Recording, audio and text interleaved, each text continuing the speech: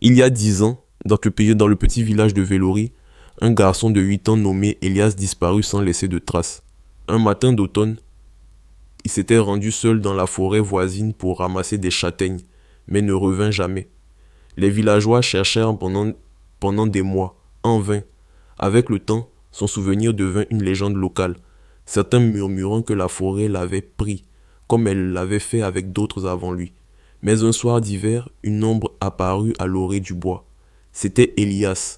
Il portait les mêmes vêtements qu'au jour de sa disparition, intacts, comme si le temps n'avait pas passé.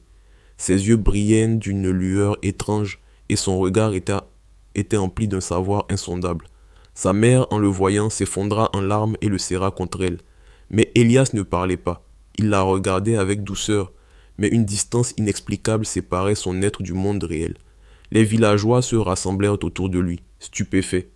Comment un enfant disparu depuis 10 ans pouvait-il être là, sans avoir vieilli d'un jour?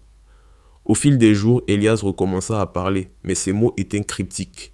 Il parlait d'un passage entre les mondes, d'une voie qui l'avait guidé et d'une cité cachée au-delà du voile.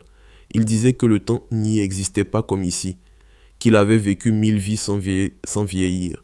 Les anciens du village se souvenaient des légendes, des histoires de la forêt avalant des âmes, de portes invisibles s'ouvrant à ceux qui possédaient un don. Mais jamais personne n'était revenu. Jusqu'à Elias, le mystère ne s'arrêta pas là.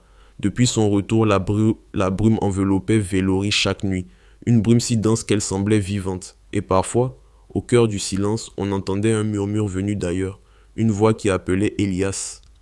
Un matin, il disparut à nouveau. Cette fois, personne ne chercha à le retrouver, car tous comprenaient que l'enfant n'appartenait plus à ce monde. Et chaque nuit de brume, si l'on tendait l'oreille, on pouvait entendre son rire s'élever dans le vent,